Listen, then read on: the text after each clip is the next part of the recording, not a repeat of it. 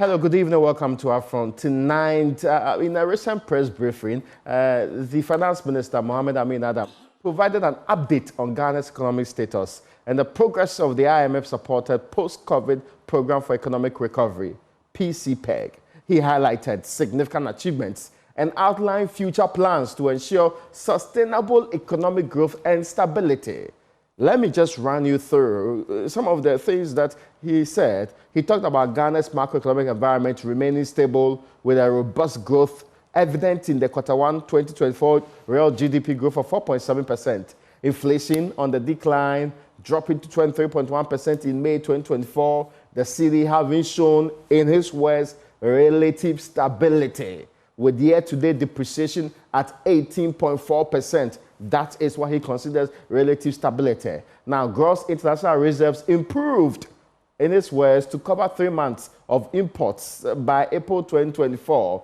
He also touched on debt restructuring and said, we have done successful restructuring of domestic debt amounting to some 203 billion Ghana cedis and external bilateral loans totaling $5.1 billion US. He also mentioned the Eurobond restructuring leading to a $4.7 billion debt cancellation and $4.4 billion in debt service savings for the Republic of Ghana. Now, he also said that Ghana has met most performance criteria under the second review, leading to the approval of the $360 million US disbursement, bringing total disbursement to $1.6 billion under this IMF deal. He expressed his commitment to continued fiscal consolidation, revenue mobilization, and maintaining macroeconomic stability. The finance minister also emphasized the importance of resilience and unity in overcoming challenges and achieving sustainable growth for all Ghanaians.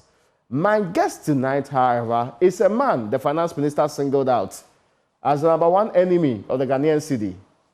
He is the ranking member in Ghana's parliament on the finance committee. The Honorable Isaac Adongo is the people's representative for Bolgatanga Central 2. You're welcome, sir.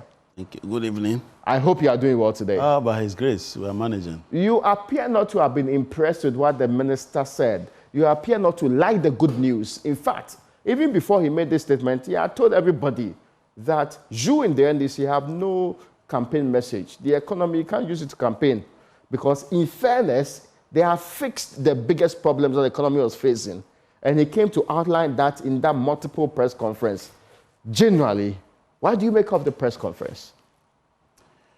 Well, it's unfortunate if you have been in Ghana for all these years. It's unfortunate that we have come to a point where a government of the MPP, led by the head of the economic management team, is today trying to tell Ghanaians that there is something positive from the IMF. That IMF that they said was a sign of incompetence, that they will never go there no matter what you do, and that we are proud people. Today they are telling us that we should have hope because of IMF. Can't you see the irony of it? It's only fools who don't change their minds. Well, and they are bigger fools then. But you see, what exactly did he tell you that makes you feel, when you woke up today, was the price that you were paying for your breakfast, had it changed? No, but inflation has been dropping. What is it? He says inflation, it's on a steady decline. Which period to which period? Actually, for the beginning of this year, it's been... yeah, but we are in July, right? Yes. We are in June, July. Yes. That inflation is comparing with, it's a December inflation. Okay? If you understand the dynamics of an economy, you understand that the economy heats up towards December. Yeah. So you haven't even fully financed another 6 months of your Forex-related expectations. You don't know how the dollar will perform towards December. When people begin to rush in to look for dollars to raise LCs and to import for Christmas, you haven't even considered that level of import and demand on your currency. And so for you to be comparing mid-year figures with end-year figures, who does that? So I haven't seen the comparison. He should be comparing June this year with June last year. Then you are making a reasonable comparison. Because it's a year-to-date figure, yes. So that is not year-to-year end. So I cannot compare December to June, knowing the pressures that occasion September, October, the last quarter. You know what that means. I get you, yeah. So for me, what is he comparing? What exactly is he comparing? What is he celebrating? He just picks a figure that are just not related, and you are comparing apples with mangoes, and after that you clap for yourself. But we've gone up to more than 54% before. Yeah, but that is year end. Yes. That's the point I'm making. But beyond the fact that it is year end, take inflation. When you started to arrive at 54, you started at a lower base. That's true. And so as you grow up to 54, do you know it is easier to move from 1 to 2, okay, than to move from 10 to 5? That's true. 10 to 15, you know that. So when you get to 54, the base is bigger, okay? Because the base is bigger, whatever you put on it will give you a slower rate. It's as simple as that. Yeah. Go and compare it using the period that gave you the 54%, and you will see where we are. It is like you being asked to carry a bag of maize. You can run faster with it, right? Mm-hmm. If they add another bag, the rate at which you are running will slow down. Yes, you have. If they add another bag, you probably cannot even run. It's like that. So the base is heavy, and therefore the inflation cannot run at faster. That is the only reason. Otherwise, when you go into the market, you will find that prices are increasing every day. But the rate will be slower because you are using a base. We call it the base drift effect. And that is beginning to show a slower rate of change. It doesn't mean that the economy has improved in any way. No, now, the other one is that... Appreciative of the steps that we have taken so far. Well, if you want us to critique the steps, we will. We will go but to you see, them, he talks about the fact that we can't even campaign on the economy. Yes, he says... Has he forgotten that the record of his party is the 3 years of consistent, consecutive double-digit inflation? I mean, double-digit deficit. That has not gone away. Yes. The record will forever show, and we'll speak on record. The records will forever show that you depreciated the cedi by 54%. And the record will forever show that you, in the Fourth Republic, you took inflation to 54%. I don't know what campaign is he talking about. He thinks that we are going to be campaigning about January to June. We are going to campaign over your record. That in the Fourth Republic, the only time we recorded 0.4% growth of the economy was under your era. The record will show that you moved unemployment, okay, figure from 8% to 14.7%. That will be your record. Is that the one that he's proud of? And for which reason he thinks that we cannot debate him on the economy? His boss himself, having realized that, has run away from the economy. Sorry, who's the boss? Dr. Mahmoud Baomi has run away from the economy. Oh, okay, that's why. Oh, you don't know that? Boss. When was the last time you heard him talk about the economy? I don't recall. Yes, because that doesn't mean that because the economy the economy has given me a better beating now. Okay, if you are somebody who talks too much and brags, the Ghanaian economy will deal with you. In all fairness, he's still the chairman of the economic management team. And what is his record? He tells us that they've messed up, but he will come and clean the mess. Yes, that he has a different vision. It means that you have failed as a government. You have failed as a government. You now think that we can isolate you from the government and give you power to come and do something better than your own government. But in all fairness, he's not fully in charge. You know that, right? Chief. Are we the ones who told him that he will be in charge? When he was telling us that he will move the economy from taxation to production, didn't he know he will be in charge? When he was telling us one village, one dam, he didn't know that? And we funded it. The state threw money at it to our detriment. He should come and commission the dams. Those dugouts, they are there. Why is he not coming to take credit and commission them? When he said that he was going to give one constituency $1 million, he didn't know he wasn't in charge. Since when did he know that he's not in charge?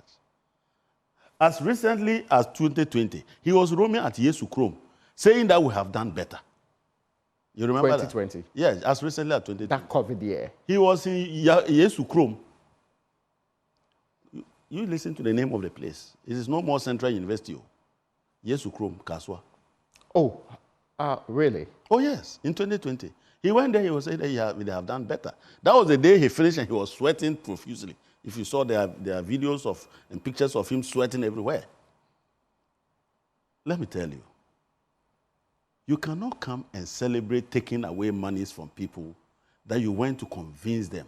In fact, you went on road shows, demonstrated your economic capability, how you can manage this economy to deliver wealth and pay them their money. Okay? No man of integrity will sleep if he does what they just did. That you go and tell the people, all that I came to tell you is a lie. I can't pay. I beg you. Can you forgive me my debt? And then they say, okay, what should we do for you? They say, I beg you, if you don't forgive us. You suspended debt service from 2022. What has accrued, the arrears of that, is 4 billion. You want to compare an economy that was paying its debts to an economy that cannot pay its debts. You mean the savings that he references? I'm saying that you can't compare John Dramani Mohammed's economy that was paying our debts, servicing our debt, to an economy that has so failed that it cannot pay its debt. There's nothing to compare anymore. The moment you decided that you cannot pay your debt, you have changed the basis and the parameters for comparison. Because that economy, that finance infrastructure, okay, that economy that still paid salaries of people, that economy that built the Terminal 3, that economy that built the University of Ghana Medical Center, that economy that financed the Rich Hospital, the regional hospital, was still doing all of these in addition to servicing the debts and giving Ghana a good name. Our sovereignty was intact. You have destroyed Ghana's sovereignty. Now our sovereignty is a sheet of paper. Okay? So you cannot pay your debt. You are a man of straw. As a matter of fact, you are a man that has been declared bankrupt and given a bankruptcy certificate. In a better economy, in countries where people are held responsible and are accountable for the work they do, such people don't even get close to managing a company. You are treated as a welfare issue. So you don't even, when men are talking, when human beings with brains are talking about managing an artificial legal person, which is a company, you are bad from managing it. That is what bankruptcy is. And this is what you have taken us on the international market. You have gone to display us as men of straw, as bankrupt men that have been issued with a certificate. You arrive in Ghana with a bankruptcy certificate around your neck, and you are jumping and dancing. Is it that they don't understand what they have done? You say you have you've gotten a benefit. Let me tell you. I think it's the positive they are. There's no positive. I want you to understand why. The debt exchange was a difficult period. You admit that, right? I didn't take you there. Yes, you said you knew how to manage an economy, and you took her to a difficult place. And you are still here telling us that we should add you another 4 years. Do we wash our faces upwards? Let me tell you something. What is... You make no room at all. I'm coming. What is the benefit? I'm coming. What is the benefit? Yeah. Okay. Oh, no, they mentioned two things. No, key. I've heard you. I'm not going to tell you why. 4.7 billion. I'm saying that 4.7 billion is not... Debt cancellation. But there's also 4.4 billion. Do you know the cost? I'm coming. Savings. I'm coming. Do you know the cost of our rating? Do you know the cost of Ghana being close to the capital market? Do you know the cost the future governments will pay as risk premium? Okay, yeah. Will pay as risk premium get back onto to be able to get onto the capital market. You haven't assessed that. If you put that together, what you are describing as benefit is no benefit, because in future... Even in the interim. In future, when you arrive, you see that figure he's quoting, it's not 4.7 billion today. It is 4.7 billion in terms of the net present value of the future cash flows, in terms of what you would have paid. Okay? In terms of what you would have paid over the period of the loans That is what you are bringing together. But that period that you are using to get the 4.7, that same period, there are implicit costs to the nation. And those implicit costs are the costs that the nation will pay to a bondholder if ever we appeared on the capital market looking for money. They will tell you that these people, so you better increase your interest so you recover your money at a faster rate. We call it a risk premium. Oh, okay. Has he assessed the possible implication of the additional cost of borrowing to the state over the next 20 years as a result of this mishandling, this reckless activity? And you come and tell me that having saddled future governments with huge risk premium, you have brought any benefit. I am telling you that if you are running the country as a going concern, over the next 20 years, we haven't made any savings. In fact, we are worse off. Let anybody come to dispute it. That tomorrow when we go on the capital market, they will treat us with kid gloves. Today, when you arrive at the capital market and they hear Ghana's name, everybody will be covering his money. Say, hey, I hear the people are here. Do you hear the name Ghana? Please, fund manager, make sure my cedi doesn't go to Ghana. Okay? Because when they take my money, they won't pay. The one who is willing to take risk, he will say, okay, me, I'm willing to take the risk, but there's a risk return, what do you call trade-off. Yeah. You will have to pay more to compensate for the risk that you bring. So when everybody is going and they are giving everybody 6% as coupon, you alone, they'll give you to at 15%. So that 10% additional cost, if you are calculating over the next 10 years, 20 years, that is cost to the nation. If you offset this against 4.7 or whatever you are quoting. It's not a bleak picture you are painting on. Oh. That is the reality of finance. That is the reality of investment activity. It is the reality of normal, rational decision-making of the investor. So this inflow... Inflow from where? This purported inflow... Where is it? I mean... Did they carry any money here? That's the good news that we're made to... No, did they bring any money? You remember, the reason they got angry with me, because when they were going to communicate this, they decided to segment the two, whatever they call it, benefit. And they said, we are getting 4.2 billion from the debt restructuring, and there will be a further inflow of 4 billion. I came and told Ghanaians that there is no 4 billion coming from anywhere. And that because we have stopped paying our debt, right from 2022, when we unilaterally wrote that we will not service our debt, because the agreements were still subsisting, we were accruing those debt service. And that cumulatively came to $4 billion. That is the one we have been forgiven. Nobody is bringing us $4 billion from anywhere. They should tell us who is giving us the $4 billion. And you know why they did that? It was to deceive the man who needs the dollars. That, oh, somehow, wait for another week or two, some $4 billion will come, and you will find dollars roaming everywhere so that you can buy it cheaper. Okay, so that's everything to do with managing speculative behavior. What is speculation?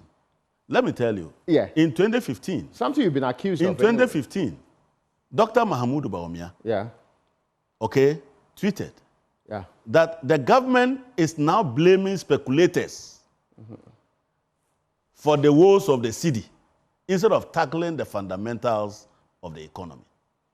I mean, he didn't consult Bawumia that you stop blaming speculators. That is their standard, though. Ray, well, you know, in this country, when they mounted a whole lecture to talk down on the cedi. This is the Central University one? Yes. Yeah. A whole lecture. But he gave proposals on how to deal with the problem. He should implement those proposals. Why has he not implemented those proposals? They were meant to put further pressure on the cedi. Oh, really? In a whole lecture to discuss nothing but the cedi and the dollar. I just held a press conference, and you are running diarrhea and spreading fake news. Fake news. Go and listen to my presser. But you can't talk down the cedi. I have not talked You're down a the member cedi. of parliament. I said I have not talked down You're a member the ranking on the finance committee. And so our cedi should be important to you. So we want to stabilize the cedi on account of falsehood and lies. So if I now come to tell the truth, who is patriotic? The man lying about the economy and the man speaking the truth about... Is it not the case that the IMF program does not allow us to spend any of their dollars, put any of their dollars in the economy? Is it not the case? That we have been told. So if I now come and tell Ghanaians that, look, don't be expecting that $360 million will be roaming at any of our banks for you to go and buy, because we have signed an agreement with IMF which says that we cannot put any of those monies to intervene in the market. If I say this, what is the speculation? If I tell Ghanaians that... believes that if I tell Ghanaians, I'm coming. Okay. If I tell Ghanaians that no $4 billion will come. So if you are waiting, Amin tells you that some $4.4 billion are coming. So watch the cedi by Monday. This was on Friday. He said, but watch the cedi by Monday. It has been 1 week and more. Where is the cedi? In fact, a businessman... is showing signs of relative stability. I am saying that a businessman who relied on Amin Anta at the time and didn't buy the dollar when it was 15.5, today we'll be buying it at 15.7. Will Amin give him the extra money to pay? But were you asking people to buy dollars? I simply said that if you are a businessman and you want to undertake a rational decision to buy your dollars to transact business, don't listen to Amin, because no $360 million will enter the liquidity of our dollars. And no $4 billion will be coming in. This is a fact. Could that be construed as talking down the cedi? Whatever they decide to call it. But is it a fact? What did I say that is not factual? Is that speculative behavior? I am saying that what did I say that is not factual? If they then describe that speaking the truth and enlightening the people to be speculation, then I'm very proud. You have no regret at all. Regret for what? That the finance minister sees you as a threat to the Ghanaian economy. He knows for a fact that that is fake news. Because even in that presser, I had indicated that, look, if you don't need dollars, please don't go and buy the dollars. Okay, you said that. I said that. That video is all over the place. I said, if you don't need dollars, please don't buy it. But if you need dollars for your business and you listen to Amin Anta, you will be fooled and you will be laughing at the wrong side of your mouth.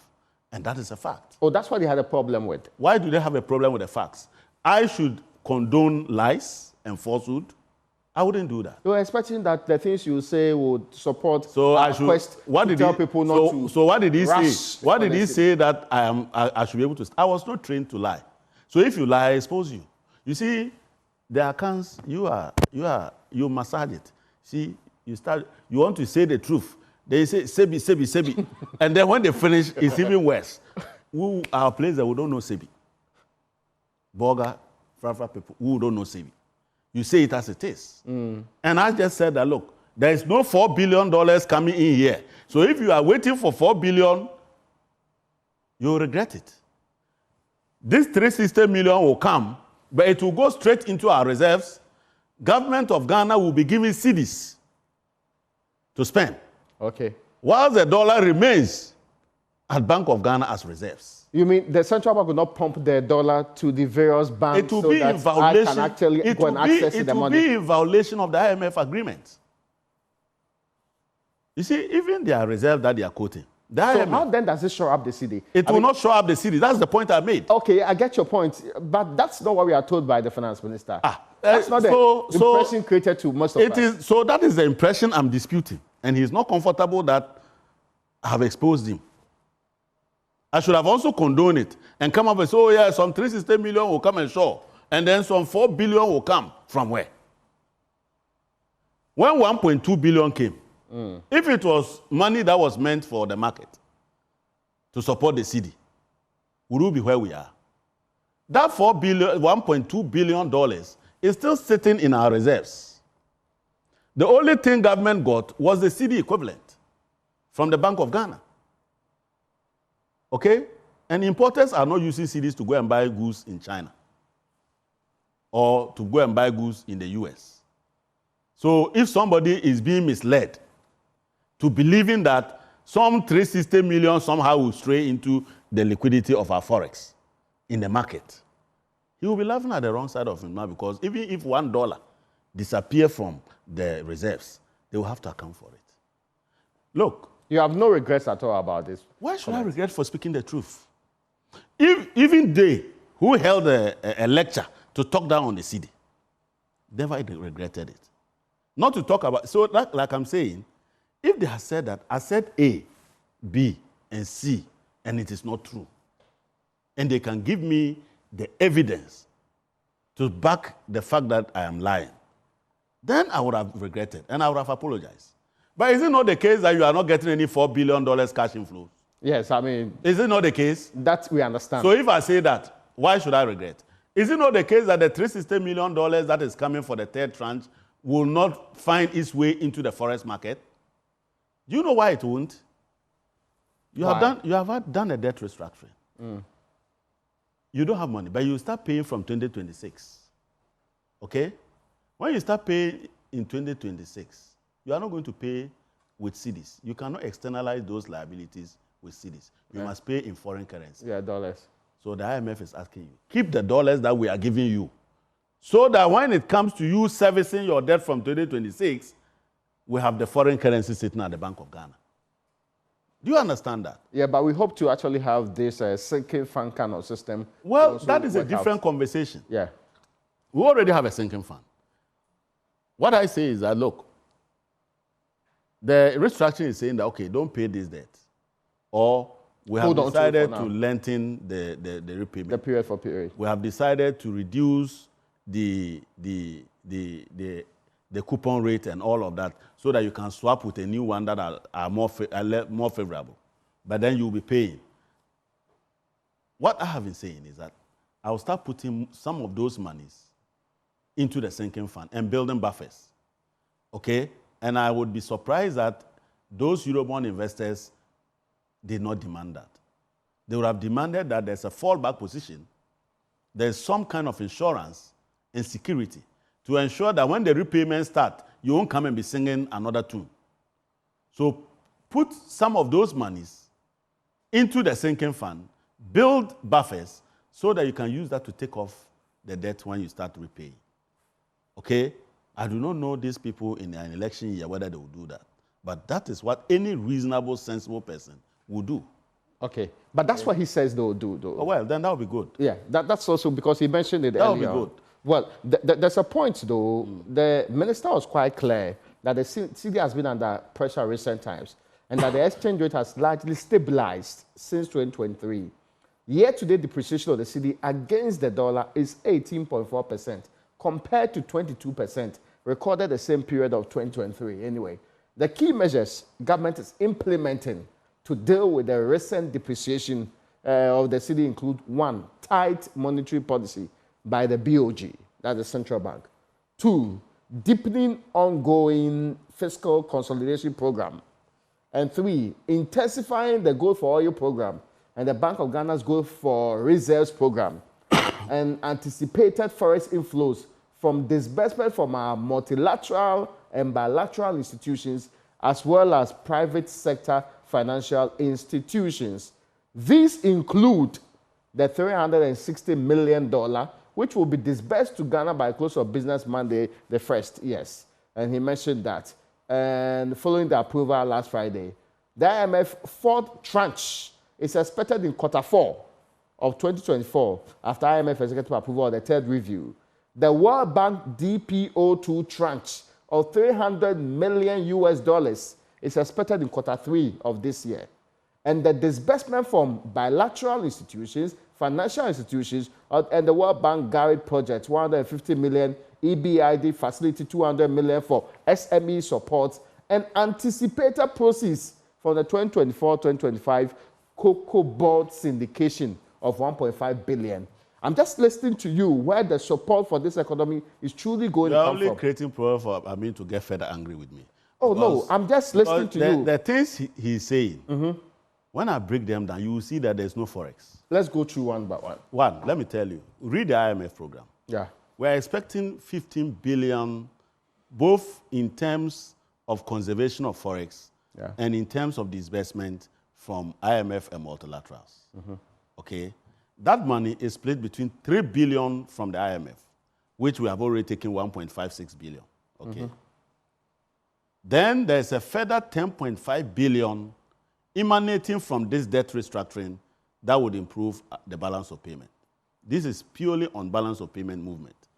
Then there's a further almost 5.5 billion from the World Bank.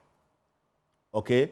Now, this World Bank money, part of it is what is listing as 300 million.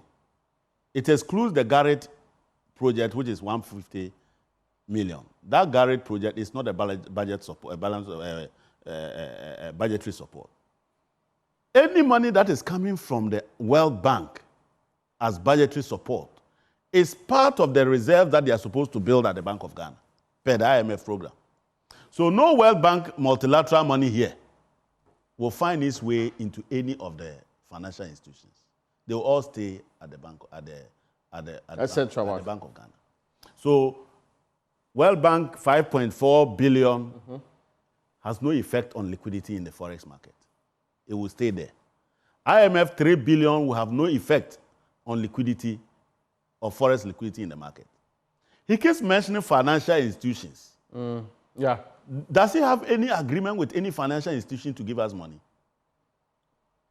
He mentioned the Garrett project, World Bank support. That is World Bank. I'm saying the Garrett project is a project on its own. Yes, separate. And it actually predates the IMF program. Yes, of course. So that is project funding, which will go into projects. That is different. Okay? That I can understand. The EBID facility for SME support is also mentioned here. EBID. That's what. That's the World Bank. Yes. And I'm telling you that all World Bank flows emanating from the IMF program are meant to build reserves. Quote me anywhere.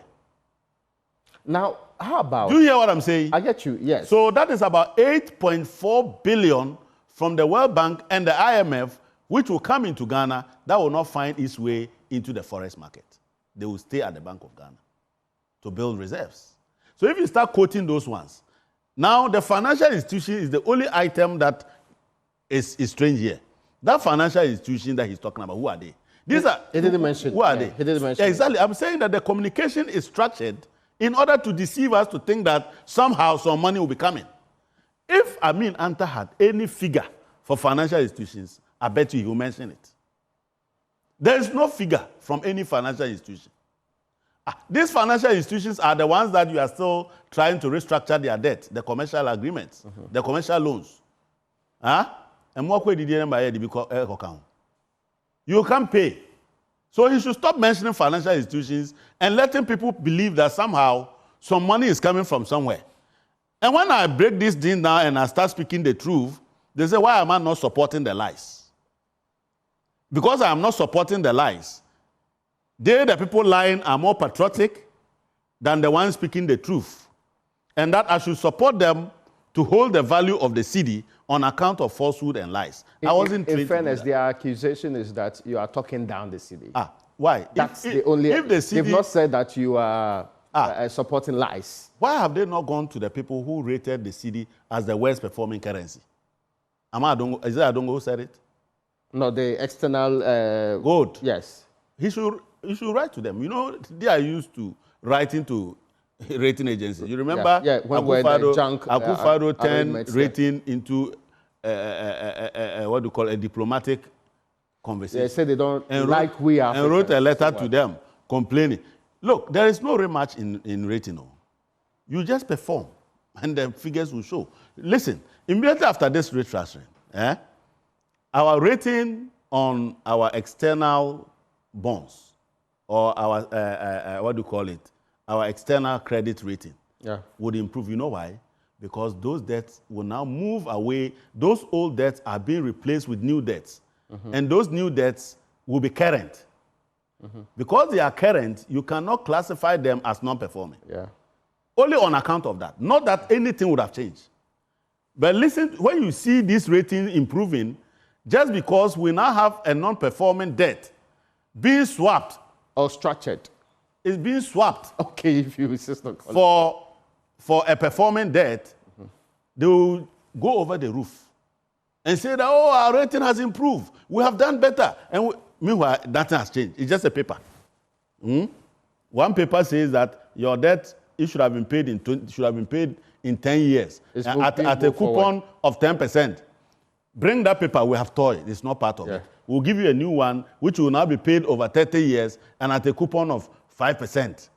Just that change of paper, you will see what they will be saying here. Immediately they finish the exchange. At the moment, the exchange has not been done. Immediately they finish the exchange. All the rating agencies will reclassify Ghana. And immediately, you will hear them as if they have brought food on our table. But that would be good news. What is good news that about? We have moved out I have explained to our you. current junk, sometimes double junk or triple junk status. I have explained to you that you live to fight another day. Yes. That you are rather destroying the future of your children. Or delaying so that we can have room to do other things. Which room? When you were borrowing, every sensible person, every sensible country, when they are borrowing, they look at their fiscal space. You don't go borrowing and coming to celebrate with kink and fish. In fairness, government had explained that it is the difficulties with COVID and all the other wars that plunged us into our problem. Ray, you want to heard that? Ray, you want to believe? Yeah, I've heard about it. I believe that. Ray, Russia-Ukraine war, isn't that what he said? The bombs are landing in Ukraine. Where did he go to beg for maize? Ukraine, yeah, recently. He went to Ukraine. Yeah. The people who are receiving the bombs, the people whose economy is being destroyed by bombs by Russia. Yeah. Our president that is using them as a reason why he has mismanaged this economy went to Ukraine and said, we beg you, give us some granules, maize, and wheat. Do you understand me? Yeah, but I mean, they supply wheat. I'm saying that the economy is being bombed. Okay. Their human beings are dying. Even our students have to run and leave that place and enter Poland and other places. These people who cannot even sleep at night without hearing bombs. These people whose children cannot even go to school because the place is being bombed. And you are saying that because of their bombing, that's why you cannot get maize in your country. But the people that are being bombed still have wheat. Granules. That they should supply you. Granules and maize. Not that they should supply you. You are not even coming to buy. They should give you for free.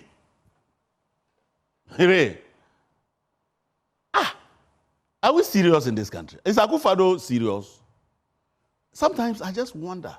You see, psychologists will tell you that we all have some bit of madness. But you people, if you don't start examining us, the politicians, and you are waiting to see us roam around naked, you won't find us, but we are mad. Because you can't go and do this and come here. Ghana beyond aid, now begging for maize from the man who is receiving bombs. The Russia-Ukraine, the COVID, didn't some go to Nigeria? Yeah, that was COVID. Is Nigeria doing that restructuring? Côte d'Ivoire, his famous example. You know, he used to be in love with Côte d'Ivoire and compare Côte d'Ivoire to Ghana. Is Côte d'Ivoire the restructuring debt?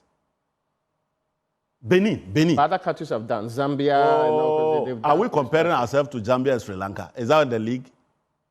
No, but you are going too far. Countries that I don't even know that place. I only know the people around us here. Okay, talking about neighboring countries. Neighboring countries where the COVID in Ghana would have been closer to them too. Where we have the same temperature and we should be experiencing the same ravaging of the COVID. Benin. Have you seen them restructuring their debt? I've not heard of that. Burkina Faso, Burkina in the desert. Mali, Niger. Have you heard them restructuring their debt and telling people who can't pay our debt? Or you are the only one who got COVID? Maybe the exposures are different.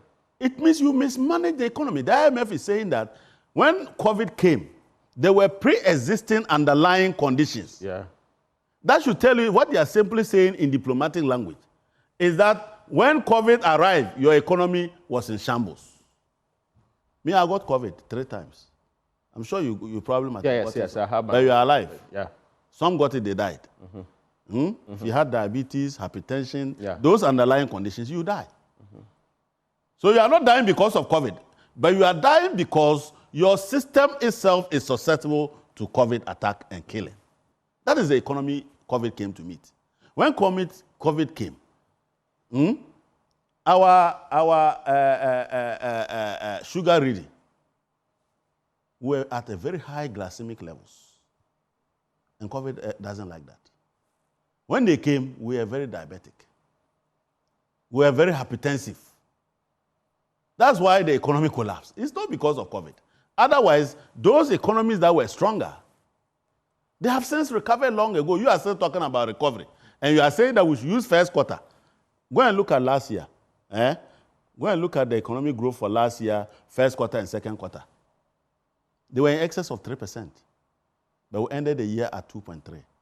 You remember that? Yeah, but he says this year we are on a good path. Oh, I'm saying that when he came at media, when they came at media, they used first quarter, second quarter. It looked very nice. Is that not it? Yeah. Why is it that the third quarter and fourth quarter didn't end that way? We went up this way, first and second quarter, and we started the reverse year. Is it that you're projecting a similar thing will happen? I am not the one projecting. I'm simply saying that it is premature. Because we have seen some before. But that's only data available now. Yes. Last year at media, it was the only data available. Yes. And they came and they were so excited at it, but they didn't know that it was going to take a downward slope. In the end, it's as if they applied the reverse year. They don't know how to continue from there. So, and you are talking first quarter, only first quarter. Yeah, 4.7. And you say that because of that we should be celebrating. Meanwhile, when I go to the market, things are just increasing every day. Is everything inflation? Is everything inflation? Yes. So why is he celebrating? What is he celebrating? Have you seen an improvement in your life? Well, have you seen an improvement in your life? You are surviving. Yeah. Are you supposed to be surviving? How many years have you got in this world that you should be surviving? What am I supposed I am saying that, Ray, yes, sir. in the next 20, 30 years, you know where you will be. Yes. And you are I'll be retiring. And this is your most productive age. Yes. And you are surviving. You are surviving. So when will you take off? Oh, well. These people have wasted 4 years of your life. By the grace of God. In fact, 8 years of your life. Yes. And they are still telling you that they should give them some more years to waste your life. This life is so short. We are all dead in future. Do you understand? I get you, yes. So we must make the most out of it. We can't have somebody come and waste 8 years of our life. And every day, you see? I wanted you to examine the measures to do with this exchange rate that he's talking about. Yeah, okay, since you came back in there. Yes. You know, you asked a very basic question. Why is it that people are buying the dollar? There are three main drivers of demand for Forex. The first one is what we know, the normal one, called the transactional demand for currency. So when you need dollars to import, you buy to import, okay? So when you go into the market to buy the dollars to import, which is a normal business transaction, we call the transactional demand for Forex. You get there and you struggle to get the dollar. You struggle for days and weeks before you now get the dollars that you need to import. Meanwhile, you know that the next 2 months you'll be importing again. You know what that happens? That tells you that as a normal, rational human being, you should exercise precaution. That precaution means that don't wait till the 2 months again and go through this experience. Yeah. So you go and buy. That's no speculation. We call it precautionary demand for Forex. Which stems from the fact that you have not been able to manage the Forex to be available. People suffer for it, and they now decide to immune themselves, protect themselves from this same challenge. So they enter precaution. Now, when you get there to do the precautionary purchase, and he struggles and struggles and struggles, and finally gets it, he turns into a businessman trading in Forex. Let me now buy the Forex because I'll make more money. That's where speculation comes in. So speculation is simply out of your lack of capacity to manage the liquidity of the Forex. But another layer of that is that, so when they were collapsing the financial institution, what were they thinking? Which financial institution? Our banks. Asking what? Yeah, okay. There over 420. You mean the financial sector reform? You call it reform, it's collapse. That's how it was termed. Okay. They tell me like that. You know, these who are good at sloganeering, and they want to paper it. It was financial sector collapse. 422 financial institutions. Those days when you hear that one financial institution has failed, or has been liquidated. state housing bank for housing and for construction. housing and construction when it happened. Yeah, I remember. It took decades. But here they were dying like a chicken that is affected by some disease. 422, you collapse them. Now, when people have money, they must choose between taking the money to the bank and keeping it in their house. And when they get to the bank, then their heart beat. Hey, it's possible that this thing there will be a problem and I can't get the money. Okay. So you keep the money at home. You can't keep the volumes at home. So you have to convert so that it will be smaller but with higher value. So you go and buy the dollars. As a store of value. As a store of value. Who created it? The second one is the DDEP. These people then said, okay, if the banks are failing us, let me go and buy government bonds and prepare for a rainy day. You then came and raided that place too and took 60 billion Ghana cedis from them in the name of DDEP. Previously known to be a secured and very safe. In fact, we learned in school that government debts are risk-free. Yeah.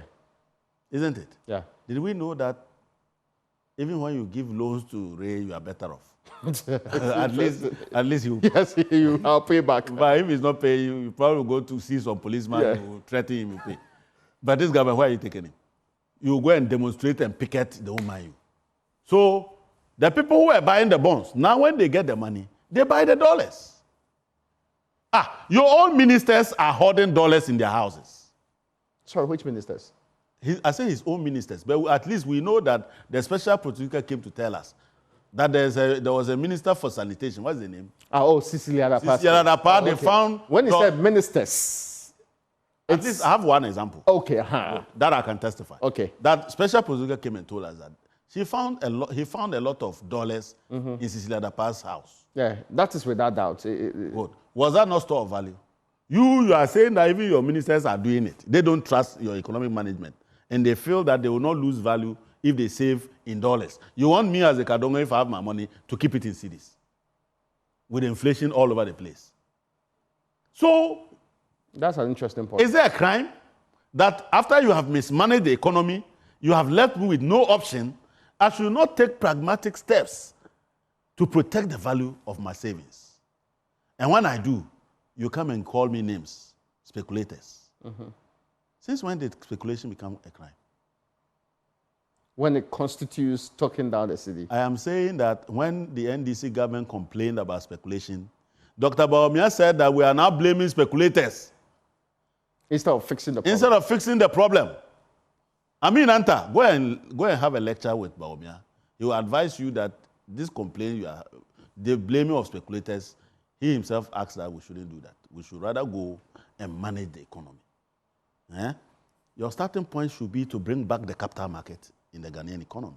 They say, hopefully, from where we are heading now, hopefully it will be opened up to us soon. Government is very hopeful. He's not the one to open it up.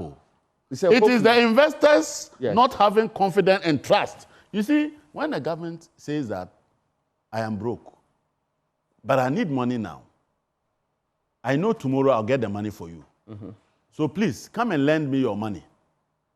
I will pay you interest, and on maturity, I will pay you the principal. And you go and give it to the government.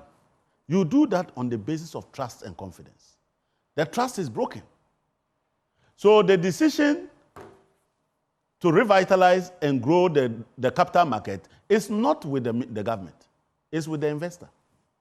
It is the investor who now fears you. Who will send a signal anyway. That you cannot be trusted. That's how far you have damaged our country. That people cannot even trust government to lend money to government. So now people are saying that, look, I can't give you money for more than 9 months. 9 months. Yeah.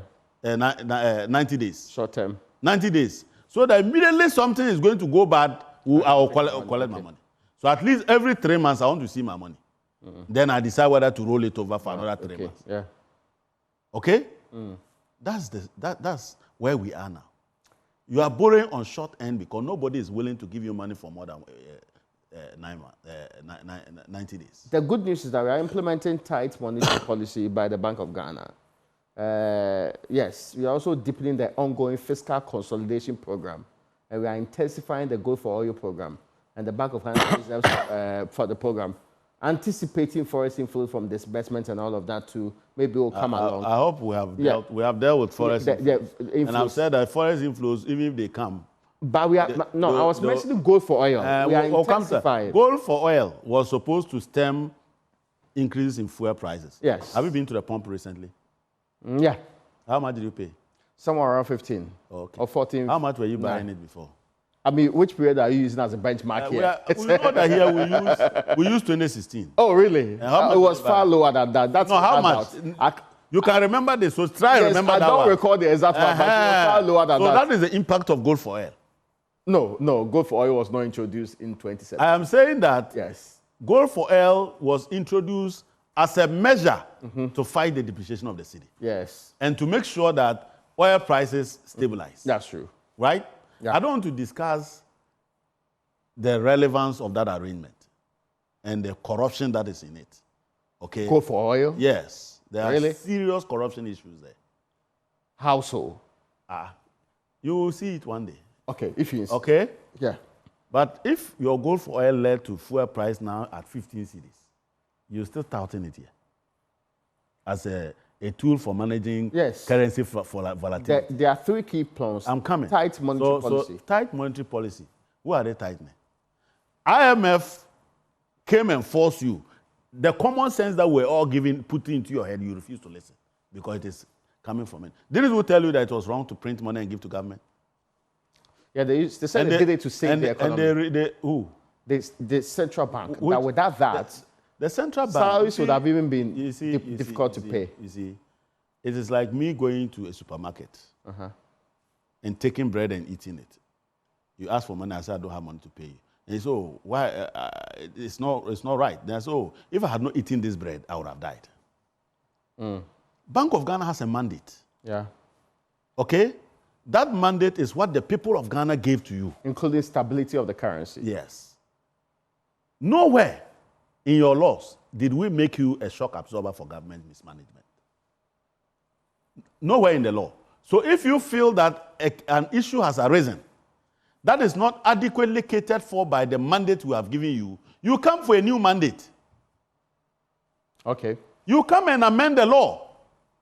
Then we'll give you a new mandate that now says that you can go and print money and throw them away. But to the extent that that is the law, that is your mandate. You don't decide what is in our interest. What is in our interest is what we have put in the law. We have not given you the right as an individual to prescribe for us what is national interest. National interest is what the law says you should do. Wrapping up on this point, the good news is that government and the Bank of Ghana are to sign an MOU to recapitalize the central bank. It solves the problem, doesn't it? You call it good news. Isn't it? You call it good news. The banks that Governor Addison collapsed, did he give them the benefit of an MOU? For recapitalizing? Yes. I'm not sure. Did he give them the benefit of an MOU? I have not seen evidence. So why are we not collapsing his own? Listen. But the central bank you see this English. Why is Bank of Ghana in the situation they are? It is because they gave loans to government. Do you get it? Government says we cannot pay. So they impaired those investments they made in government and suffered 53 billion impairment only 2023 and resulted in a negative net worth of about 65 billion Ghana cedis. So you are recapitalizing who? You owe me. Because you have not paid, I am sick. The only medicine I need is my money. Why recapitalize? Just go and give them their money.